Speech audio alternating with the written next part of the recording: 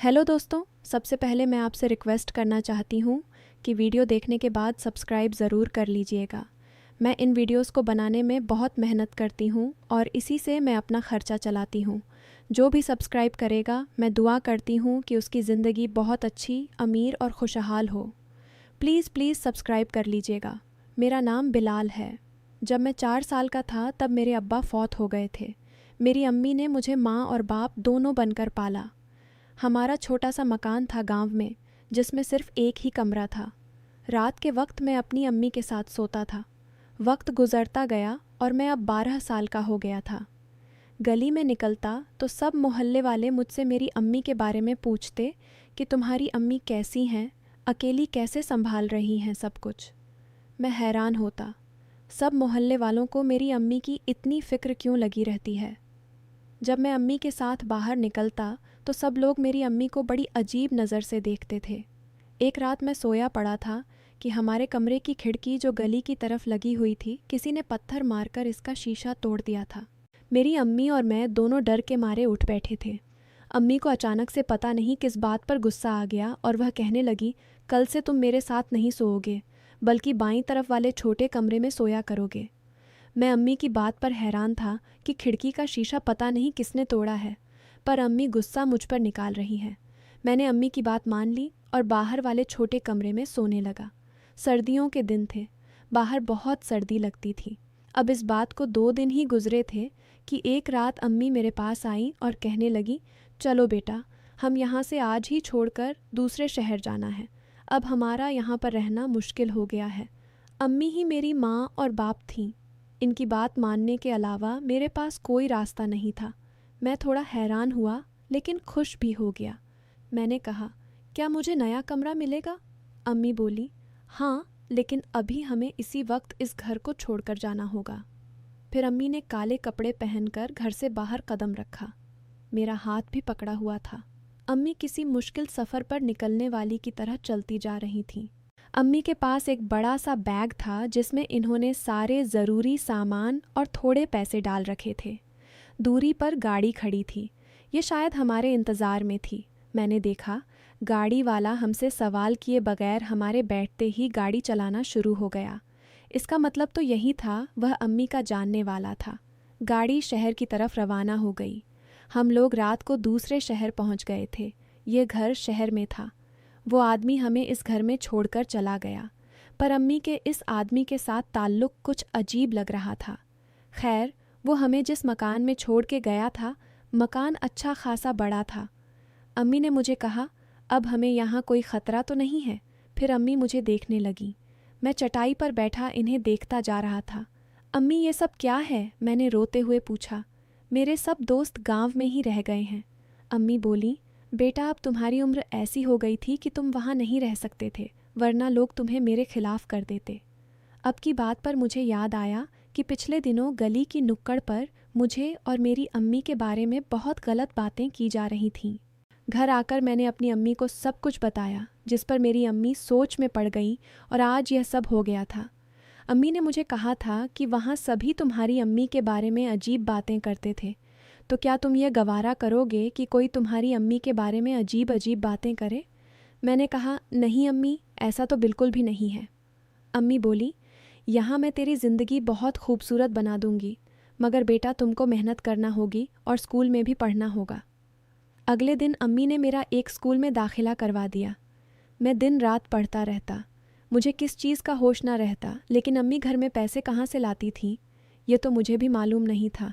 अलबत्ता अम्मी की कुछ अजीबोगरीब बातें जो मुझे अक्सर सोचने पर मजबूर करती थीं। मुझे इन सवालों का जवाब नहीं मिलता था। अम्मी अब मुझे अपने कमरे में सोने नहीं देती थीं। एक रोज़ दिन में अपने कमरे में घुटन महसूस होने लगी।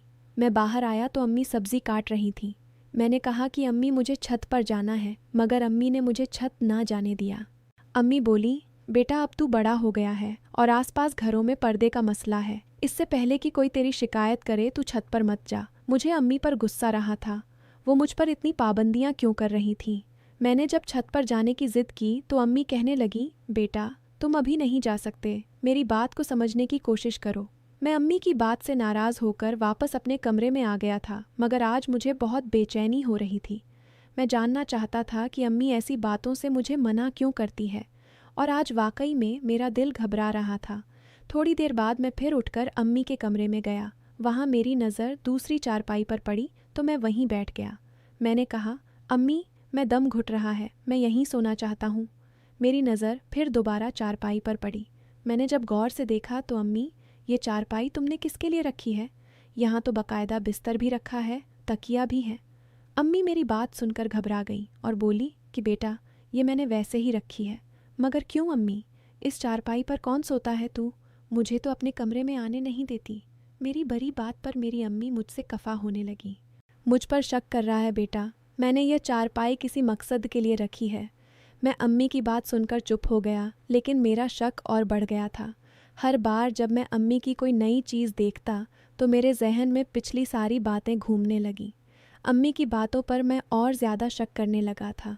आज भी ऐसा महसूस हो रहा था कि आखिर अम्मी ने अपने कमरे में दूसरी चारपाई क्यों बिछा रखी है। एक चारपाई पर भी सोया जा सकता है, फिर खुदा जाने क्या वजह थी कि अम्मी दूसरी चारपाई रख के यहाँ सोती थीं। बहरहाल मैं चुप हो गया। मैंने सोच लिया था कि अब अम्मी की बाकी चीज़ों पर भी नज़र रखूँगा, छत पर भी जाऊँगा। पर इससे पहले एक ऐसा वाक़या मेरे साथ हो गया जिसने मेरे जहन को और ज़्यादा मशकूर कर दिया और अम्मी की हकीकत खुलकर मेरे सामने आ गई। हुआ यूँ कि इन दिनों अम्मी से छुपकर मैं एक वर्कशॉप पर काम करने लगा। मुझे और कोई काम नहीं आता था क्योंकि मैं ज़्यादातर पढ़ता ही करता था, पर अब मैं कुछ हुनर सीखकर पैसे कमाना चाहता था। मैं चाहता था कि ज़िंदगी की गाड़ी भी आस्ता से चलाऊं ताकि अम्मी पर ज़्यादा बोझ ना बनूं। ना जाने अम्मी पैसे कमाती कैसे थी, यह राज आज तक मुझे नहीं मालूम हुआ था, पर मैं यह ज़रूर जानना चाहता था। अम्मी को पैसों की ज़रूरत होती है, वह पाई पाई का हिसाब इसलिए करती है क्योंकि इसके पास पैसे कम होते हैं। हकीकत यह थी कि घर में सारे सामान रात वैसे के वैसे पड़े थे। अम्मी ने कोई पुराना सामान भी नहीं बेचा था, बल्कि अब वो नए कपड़े पहनने लगी थी, और मैं जब भी अम्मी को देखता वो रंगीन कपड़े पहने खुशहाल होती। उसे देखकर लगता कि अम्मी हरगिज़ अकेली नहीं है। अकेली औरतों के तो रंग ढंग चाल ढाल ही कुछ और होते हैं। इन्हें सफ़ेद या हल्के रंग के कपड़े पहने होते हैं। अक्सर ये गमगीन रहती हैं। कम से कम मैंने तो अपने गांव में यही देखा था, पर मेरी अम्मी उल्टा साथ संवर कर रहती, खुद को कभी बुरा ना होने देती, बल्कि अपने चेहरे पर हल्का सा पाउडर और हाथों में चूड़ियाँ ज़रूर रखती। मैं अम्मी की बातों पर भी गौर नहीं करता था, पर आज होने वाला एक और वाक़या ने मुझे अम्मी की तरफ ज़्यादा मशकूर कर दिया था। हुआ यूँ कि मैं जिस वर्कशॉप पर जाता था वहाँ एक दिन मुझे सलीम नाम का एक लड़का मिला। वो लड़का मुझे बार बार गौर से देख रहा था।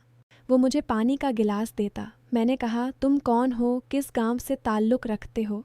अचानक से हम दोनों एक ही गांव के थे। मज़े की बात तो यह थी वह मुझे और मेरी अम्मी को जानता था, मगर मैं उसे नहीं जानता था।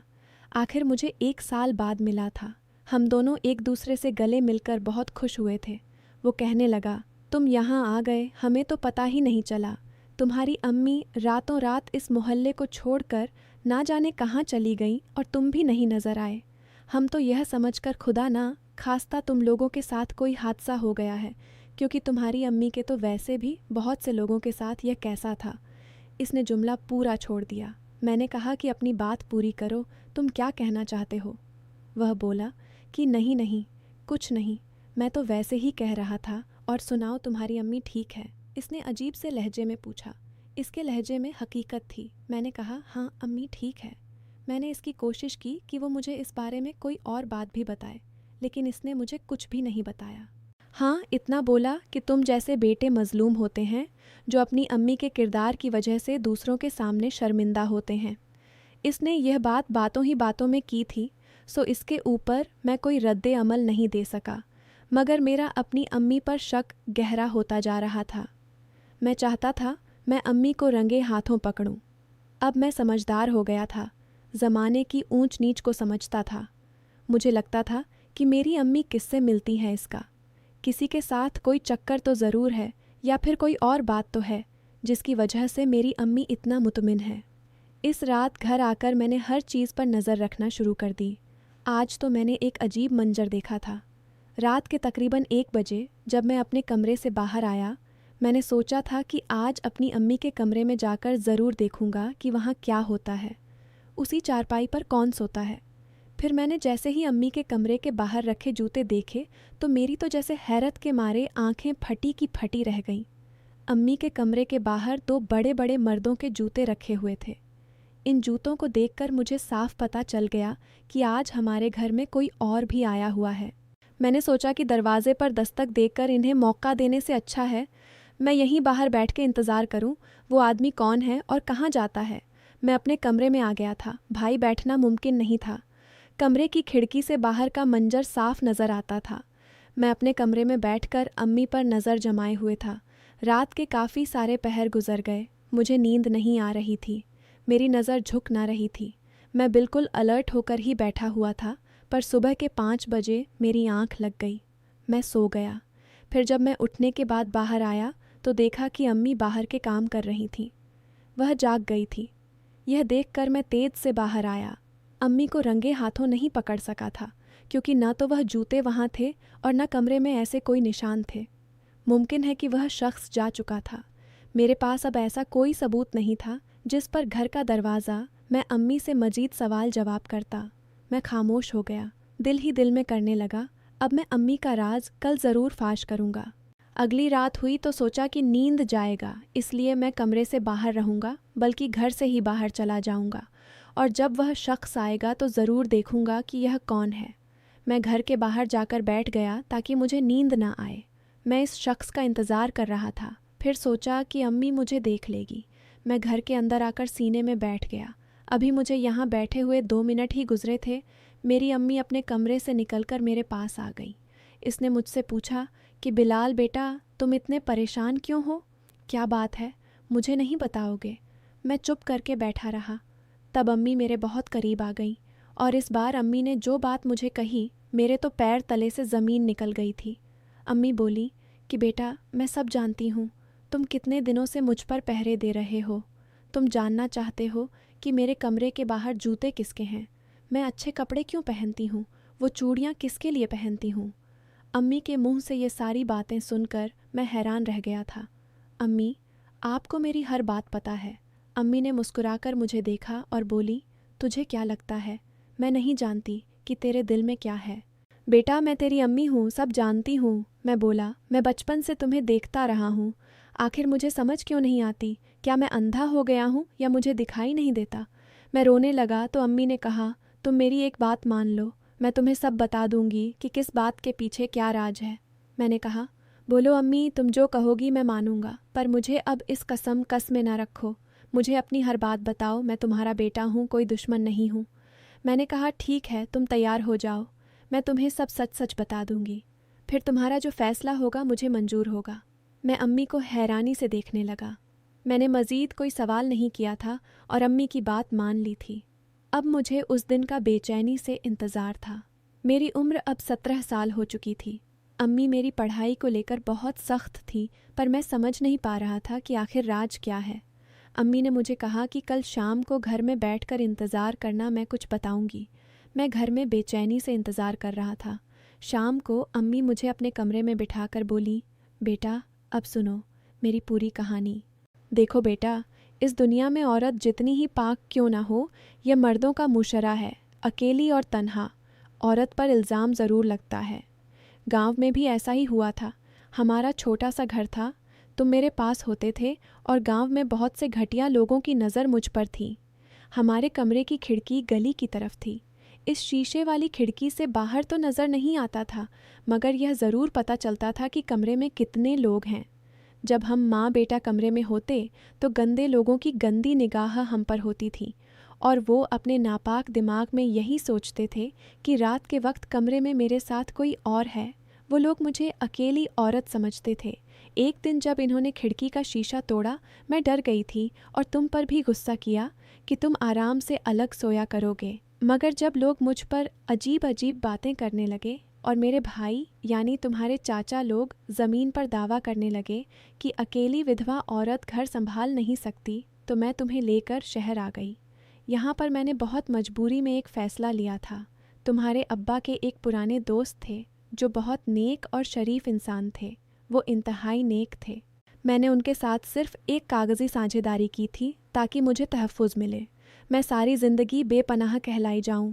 मैं चूड़ियाँ और अच्छे कपड़े इसलिए पहनती थी कि यहाँ आने वाली हर औरत को यह बात बता सकूं कि मैं अकेली नहीं हूँ, बल्कि मेरे पास सहारा है। इसी वजह से औरतें मुझे कभी बेसहारा नहीं समझती थीं। हर आने वाली औरत मासूम और शरीफ नहीं होती। इनमें कुछ चालबाजियाँ भी होती हैं, और बुरे मर्द तो हर जगह मौजूद होते हैं। वो तन्हा औरत के पीछे पड़ जाते हैं। मैं अपने देवरात के ज़रिए भी कोई बयान देती, मैं अकेली नहीं हूँ, बल्कि मेरे पास सहारा है। मगर मेरा बेटा, तुम इस इंसान की फ़िक्र ना करो जिसने मुझसे यह साझेदारी की है। ये तुम्हारे अब्बा का पुराना साथी है। इसकी पहली बीवी भी गुजर चुकी है। वो कभी कभार मेरे पास ज़रूर आता है, यहाँ रहता है और मुझे महीने भर के खर्चे के पैसे और बिजनेस के सलाह भी देता है। इसने कागज़ी साझेदारी करके मुझे बहुत तहफ़्फ़ुज़ दिया है।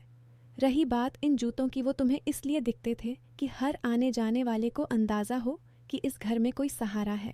और बाकी तुम्हारे सवालों के जवाब उम्मीद करती हूँ कि तुम्हें मिल गए होंगे। मैंने कभी तुम्हारी इज्जत नफ्स को मजरो नहीं होने दिया। अगर अब भी तुम्हें अपनी अम्मी पर कोई शक है तो तुम इस आदमी से जाकर पता कर लो। मैंने आज तक किसी की तरफ आंख उठाकर भी नहीं देखा। मैं अम्मी की बातें सुनकर परेशान हो गया था। मैंने कहा, अम्मी, मैंने तो तुम्हें गलत समझ लिया था। तुमने मेरा हक अदा कर दिया। तुम चाहो तो मैं तुम्हें उस शख्स के पास छोड़ आता हूँ।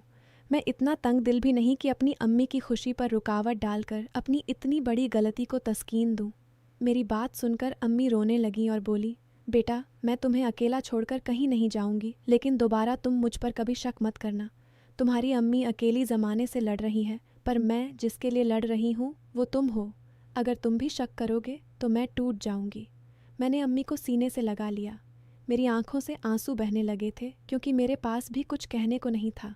सच है कि इस माशरे की औरत वाकई मजलूम है। चाहे वह अपने आप को साबित करने के लिए सालों क्यों ना लगा दे, इस पर शक ज़रूर किया जाता है। दोस्तों, अगर आपको हमारी आज की वीडियो अच्छी लगी है तो वीडियो को लाइक करें और दोस्तों के साथ शेयर करें। अगर आपने हमारे चैनल को सब्सक्राइब नहीं किया तो हमारे चैनल को सब्सक्राइब कर लें।